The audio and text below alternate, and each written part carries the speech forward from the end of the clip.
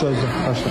Salam aleyküm abi. İnşallah 1 fevral Özbəkistanda Taşkentdə Oktogon Liqasında döyüşəcəm. Mənim rəqibim Uzaqov Şahsotdur. Yəni mən ona buradan demək istəyirəm ki, mən səni hiss eləmirəm. Sən rəqib görməmsən, inşallah 1 fevral sənin rəqib necə olur, udarnik necə olur, texnika necə olur, mən sənə hamısını göstərəcəm.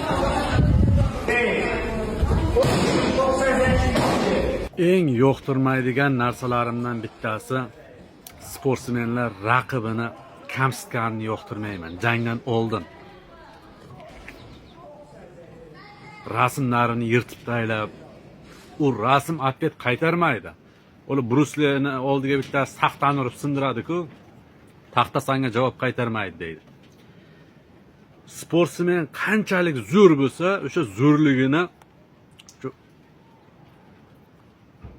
qafas ichiga kirgandan keyin, setkani ichiga kirgandan keyin ko'rsatsa, ana o'shanda bir chiroyli ish bo'ladi. Jangdan oldin raqibini kamsitib, pastga urishni keragi yo'q.